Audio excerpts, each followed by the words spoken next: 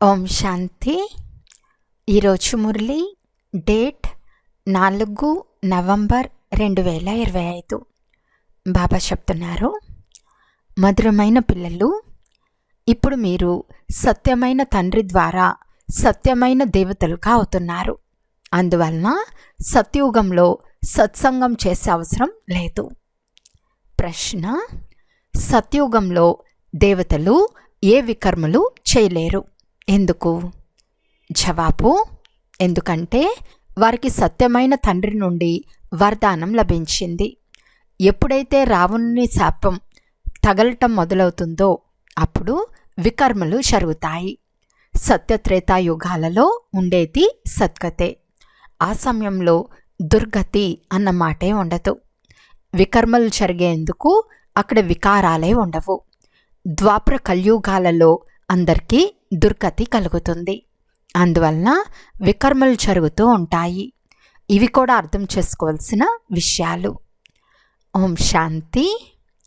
మధురాతి మధురమైన ఆత్మీక పిల్లలకు తండ్రి కూర్చుని అర్థం చేయిస్తున్నారు.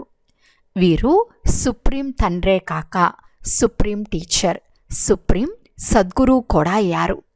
ఈ విధంగా తండ్రి మహిమను తెలుపుట వలన ఆటోమేటిక్గా ఈ విషయాలు సిద్ధమవుతాయి. కృష్ణుడు ఎవరికి తండ్రి కాచాలడు. కృష్ణుడు చిన్న బాలుడు, సత్యుగంలోని ప్రప్రథమ రాకుమారుడు. అతడు టీచర్ కూడా కాదు. స్వయం అతడే ఒక టీచర్ వద్ద కూర్చుని చదువుకుంటాడు. అక్కడ గురువే ఉండడు. ఎందుకంటే అక్కడ అందరూ సద్గతిలో ఉంటారు. అర్ధకల్పం సద్గతి, అర్ధకల్పం దుర్గతి ఉంటుంది. అక్కడ సద్గతి ఉంటుంది. కావున అక్కడ జ్ఞానం అవసరమే ఉండదు. జ్ఞానం అనే పదం కూడా ఉండదు. ఎందుకనగా జ్ఞానం వలన 21 జన్మలకు సద్గతి లభిస్తుంది. తర్వాత మళ్ళీ ద్వాపరం నుండి కలియుగాంతం వరకు దుర్గతి ఉంటుంది. అలాంటప్పుడు కృష్ణుడు ద్వాపరంలో ఎలా వస్తాడు? ఇది కూడా ఎవరికీ తోచదు. ఒక్కొక్క మాటలో చాలా నిగూఢ రహస్యం ఇమిడి ఉంది. అది అర్థం చేయించడం చాలా అవసరం. వారు సుప్రీం తండ్రి, సుప్రీం టీచర్. ఇంగ్లీష్లో పరంను సుప్రీం అని అంటారు. ఇంగ్లీష్లో కొన్ని పదాలు చాలా బాగుంటాయి. ఉదాహరణకు డ్రామా అనే పదాన్ని తీసుకోండి. డ్రామాను నాటకం అని అనరు. నాటకంలో మార్పులు చేర్పులు ఉంటాయి. ఈ సృష్టి చక్రం తిరుగుతూ ఉంటుందని కూడా అంటారు. కానీ అది ఎలా తిరుగుతుంది? ఉన్నది ఉన్నట్లుగా తిరుగుతూ ఉంటుందా లేక మారుతూ ఉంటుందా అనేది ఎవరికీ తెలియదు. తయారవుతూ ఉందని కూడా అంటారు. ఇది అచ్చంగా ఒక ఆట లాంటిదే. మళ్ళీ చక్రం వలె తిరుగుతూ ఉంటుంది. ఈ చక్రంలో మనుషులే తిరగాల్సి ఉంటుంది. అయితే ఈ చక్రం ఆయువు ఎంత? ఇది ఎలా పునరావృతం అవుతూ ఉంది? ఒక్కసారి తిరిగేందుకు ఎంత సమయం పడుతుంది? ఇది ఎవరికీ తెలియదు. ఇస్లాం మతం, బౌద్ధ మతం మొదలైనవన్నీ వంశాలు. డ్రామాలో వీటన్నిటికీ పాత్ర ఉంది. బ్రాహ్మణులైన మీకు వంశం ఉంటుంది. ఇది బ్రాహ్మణ కులం, సర్వోత్తమ బ్రాహ్మణ కులం అని పిలువబడుతుంది. దేవీ దేవతలది కూడా కులమే. దీన్ని అర్థం చేయించడం చాలా సహజం. సూక్ష్మవతనంలో ఫరిస్తాలు ఉంటారు. అక్కడ వారికి ఎముకలు, మాంసం ఉండవు. దేవతలకు ఎముకలు, మాంసం ఉంటాయి కదా. విష్ణువే బ్రహ్మ, బ్రహ్మయే విష్ణువు. విష్ణువు నాభి కమలం నుండి బ్రహ్మను ఎందుకు చూపించారు? సూక్ష్మవతనంలో ఇలాంటి విషయాలు ఉండవు. నగలు మొదలైనవి కూడా ఉండవు. అందుకే బ్రహ్మను శ్వేత వస్త్రాలను ధరించినట్లు చూపిస్తారు. బ్రహ్మ సాధారణ మానవుడు. అనేక జన్మల అంతిమంలో పేదవాడిగా అయ్యాడు కదా. ఈ సమయంలో ఉండేవే ఖద్దర్ వస్త్రాలు. పాపం, వారికి సూక్ష్మ శరీరం అంటే ఏమిటో తెలియదు. మీకు తండ్రి అర్థం చేయిస్తున్నారు. అక్కడ ఉండేదే ఫరిస్తాలు. వారికి మాంసం, ఎముకలు ఉండవు. సూక్ష్మవతనంలో అయితే ఈ అలంకరణలు మొదలైనవి ఉండవు. కానీ చిత్రాల్లో చూపిస్తారు. కావున బాబా వాటినే సాక్షాత్కారం చేయించి తర్వాత అర్థం వివరిస్తారు. హనుమంతుని సాక్షాత్కారం చేయిస్తారు కదా. కానీ హనుమంతుని వలె ఏ మనిషి ఉండడు. భక్తి మార్గంలో అనేక విధాలైన చిత్రాలను తయారు చేశారు. ఎవరికి ఎవరిపై విశ్వాసం ఉంటుందో వారికి ఇటువంటి విషయాలు చెప్తే కోప్పడతారు. దేవతలు మొదలైన వారిని ఎంతో పూజించి నీటిలో ముంచేస్తారు. ఇదంతా భక్తి మార్గం. భక్తి మార్గపు ఊబిలో గొంతు వరకు మునిగిపోయి ఉన్నారు. మరి వారిని ఎలా బయటకు తీయగలరు? వెలికి తీయటం చాలా కష్టమైపోతుంది. కొంతమంది ఇతరులను వెలికి తీసేందుకు నిమిత్తులై స్వయం వారే మునిగిపోతారు. స్వయం వారే గొంతు వరకు ఊబిలో చిక్కుకుంటారు. అనగా కామ వికారంలో క్రింద పడిపోతారు. ఇది అన్నిటికంటే పెద్ద ఊబి. సత్యుగంలో ఈ విషయాలుండవు. ఇప్పుడు మీరు సత్యమైన తండ్రి ద్వారా సత్యమైన దేవతలుగా అవుతున్నారు. అక్కడ సత్సంగాలు ఉండవు. ఇచ్చట భక్తి మార్గంలో సత్సంగం చేస్తూ ఉంటారు. అందరూ ఈశ్వరుని రూపాలే అని భావిస్తారు. కొంచెం కూడా అర్థం చేసుకోరు. కలియుగంలో ఉన్నవారందరూ పాపాత్ములే, సత్యుగంలో పుణ్యాత్ములే ఉంటారని తండ్రి అర్థం చేయిస్తున్నారు.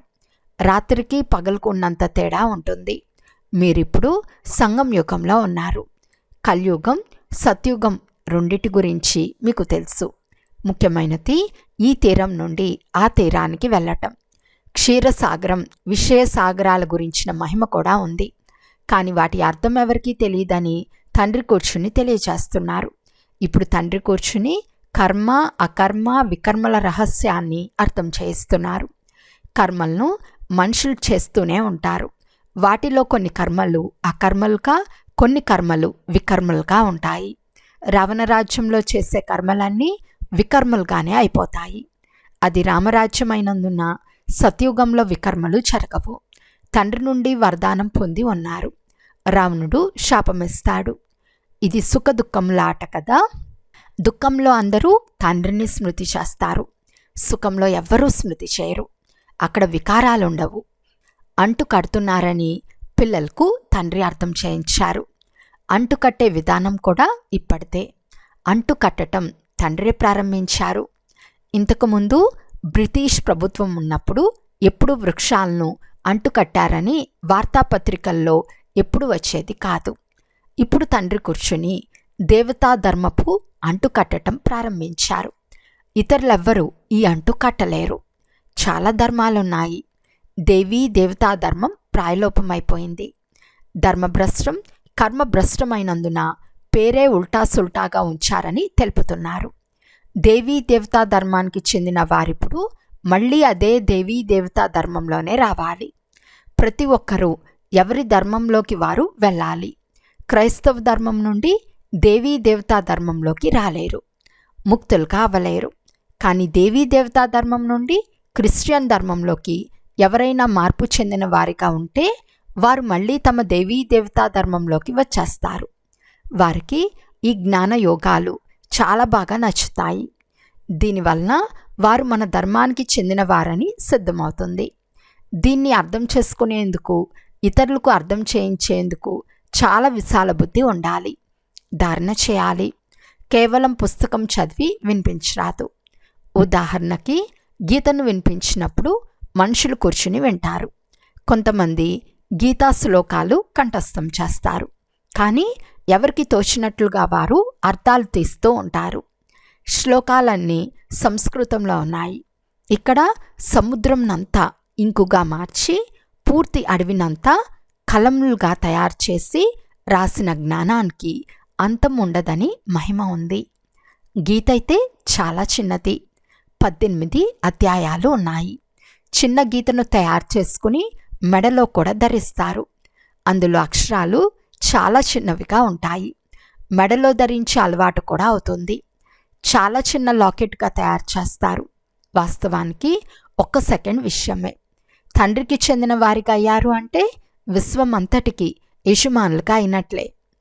బాబా నేను ఒక్కరోజు బిడ్డనే అని కూడా రాస్తారు. 1 రోజులో నిశ్చయమైన వెంటనే జాబు రాస్తారు.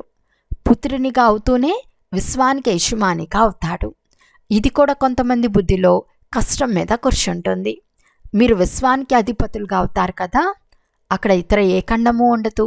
నామరూపాలన్నీ మాయమైపోతాయి. ఫలానా ఖండం ఉండేదని ఎవరికీ తెలియని కూడా తెలియదు. ఒకవేళ ఉండి ఉంటే దాని చరిత్ర భూగోళం కూడా ఉండాలి కదా. అక్కడ ఇది ఉండనే ఉండదు. అందువల్లనే మీరు విశ్వానికంతా మాలికులుగా అవుతారని అంటున్నారు. బాబా చెప్తున్నారు, నేను మీ తండ్రినే కాక జ్ఞానసాగరుడును కూడా. ఇది చాలా ఉన్నతమైన జ్ఞానం. దీని ద్వారా మనం విశ్వానికి అధిపతులుగా అవుతాము. మన తండ్రి సుప్రీం, సత్యమైన తండ్రి, సత్యమైన టీచర్. వారు సత్యంనే వినిపిస్తారు, అనంతమైన శిక్షణ ఇస్తారు. అనంతమైన గురువు అందరికీ సద్గతిని ఇస్తారు. ఒకరి మహిమ మరొకరికి ఉండదు. వారి సమానంగా తయారు చేసినప్పుడే సమానంగా ఉంటుంది. కావున మీరు కూడా పతిత పావనులుగా అయ్యారు. సత్యమైన పేరును రాస్తారు. పతిత పావనులైన గంగలు ఈ మాతలే. శివశక్తి అనండి, లేక శివవంశీలు అని అనండి.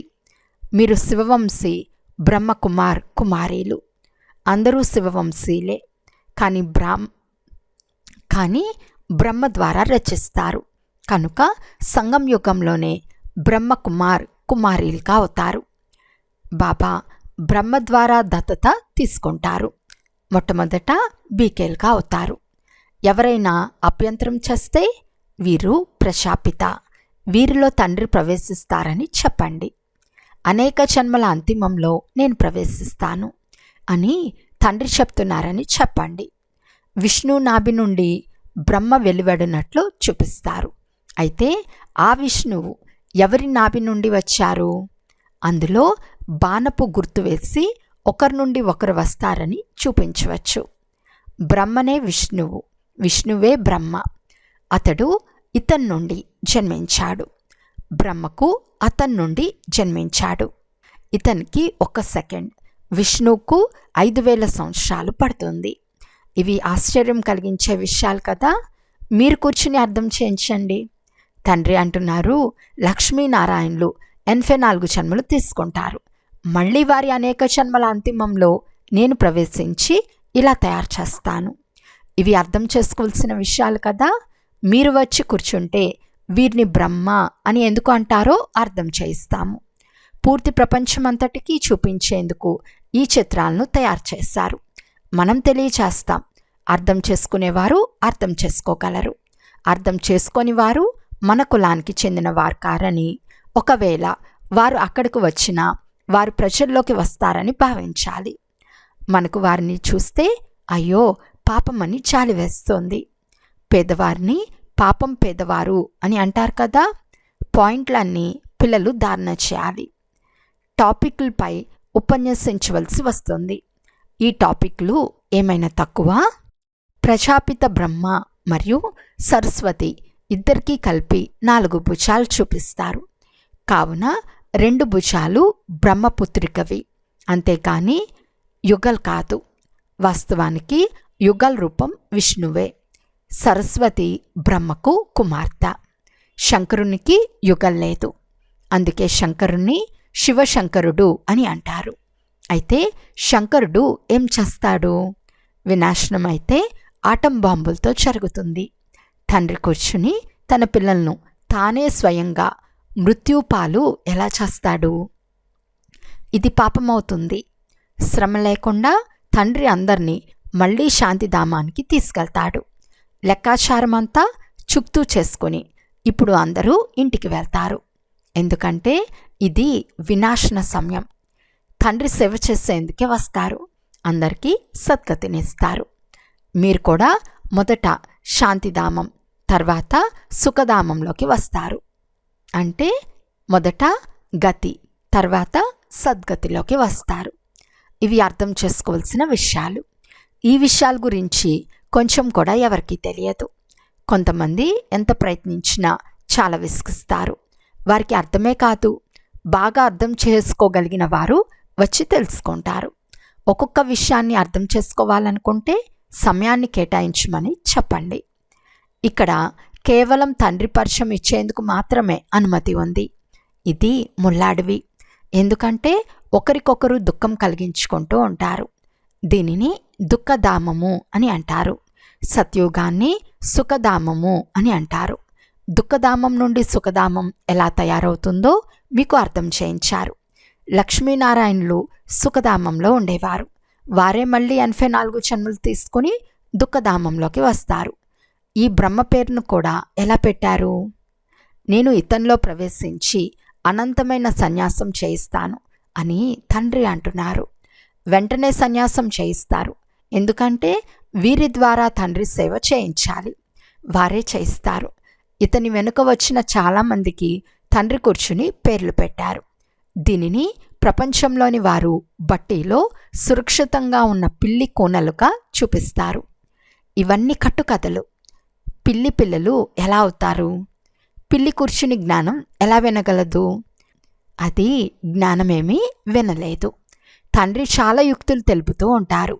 ఏ విషయమైనా ఎవరికైనా అర్థం కాకుంటే వారు ఎంతవరకు అల్ఫ్ను అంటే బాబాను అర్థం చేసుకోలేదో అంతవరకు ఇతరదేది అర్థం కాదని చెప్పండి. ఈ విషయాన్ని నిశ్చయం చేసుకుని రాయండి. లేకుంటే మర్చిపోతారని వారికి చెప్పండి. మాయ మర్పింపచేస్తుంది. ముఖ్యమైనది తండ్రి పరిచయమే. మా తండ్రి సుప్రీం తండ్రి, సుప్రీం టీచర్. విశ్వం అంతటి ఆది మధ్య అంతముల రహస్యాన్ని తెలుపుతున్నారు. దీన్ని గురించి ఎవరికీ తెలియదు. దీన్ని అర్థం చేయించేందుకు సమయం పడుతుంది. తండ్రిని తెలుసుకోనంత వరకు ప్రశ్నలు వేస్తూనే ఉంటారు. అల్ఫ్న్ గురించి అర్థం చేసుకోకుంటే బే అంటే వారసత్వం గురించి ఏమాత్రం అర్థం చేసుకోలేరు. ఊరికే సంశయపడుతూ ఉంటారు. ఇలా ఎందుకు? శాస్త్రాల్లో ఇలా చెప్పారు కదా అని అంటారు. అందుకే మొదట తండ్రి పరిచయంను ఇవ్వాలి. అచ్చా, మధురాతి మధురమైన అపురూపమైన పిల్లలకు మాతాపిత బాప్దాదాల ప్రియ స్మృతులు మరియు గుడ్ మార్నింగ్. ఆత్మిక పిల్లలకు ఆత్మిక తండ్రి నమస్తే. ఆత్మిక తండ్రికి ఆత్మిక పిల్లల యొక్క ప్రియ స్మృతులు మరియు నమస్తే నమస్తే నమస్తే. ధారణ కొరకు ముఖ్య సారము. ఫస్ట్ పాయింట్, కర్మ అకర్మ వికర్మల గూహ్యగతిని బుద్ధిలో ఉంచుకుని ఇప్పుడు ఎలాంటి వికర్మలు చేయరాదు. జ్ఞాన యోగాలను ధారణ చేసి ఇతరులకు వినిపించాలి. సెకండ్ పాయింట్, సత్యమైన తండ్రి ఇచ్చిన సత్యమైన జ్ఞానంనిచ్చి మనుషులను దేవతలుగా చేసే సేవ చేయాలి. వికారాల ఊబి నుండి అందరినీ వెలికి తీయాలి. ఈరోజు వరదానము. అలౌకిక నశ యొక్క అనుభూతి ద్వారా నిశ్చయం యొక్క ప్రమాణం నీచే సదా విజయీ భవ. అలౌకిక ఆత్మిక నశ అనేది నిశ్చయానికి దర్పణం. నిశ్చయానికి ప్రమాణము నశ. నశాకు ప్రయాణము ఖుషి. నశాకు ప్రమాణము ఖుషి. ఎవరైతే సదా ఖుషి మరియు నశాలో ఉంటారో వారి ముందుకు మాయ యొక్క ఏ ఆటలు సాగవు. చింతలేని చక్రవర్తి యొక్క సామ్రాజ్యంలో మాయ ప్రవేశించలేదు. అలౌకిక నశ సహజంగానే పాత ప్రపంచం లేక పాత సంస్కారాన్ని మర్పింపచేస్తుంది. అందువలన సదా ఆత్మిక స్వరూపం యొక్క నశాలో, అలౌకిక జీవితం యొక్క నశాలో, ఫరిస్తా స్థితి యొక్క నశాలో లేక భవిష్యత్తు యొక్క నశాలో ఉంటే విజయులుగా అయిపోతారు.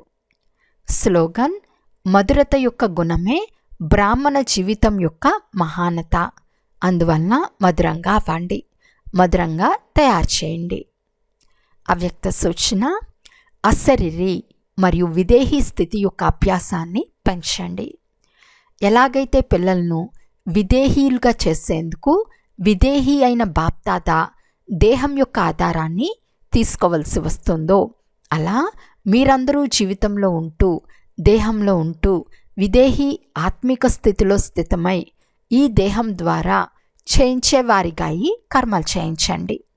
ఈ దేహం చేసేది దేహీ అయిన మీరు చేయించేవారు. ఈ స్థితిని విదేహీ స్థితి అని అంటారు. దీనినే ఫాలో ఫాదర్ అని అంటారు. తండ్రిని ఫాలో చేసే స్థితి సదా అశరీరీ భవ, విదేహీ భవ, నిరాకారీ భవ. అచ్చా, ఓం శాంతి.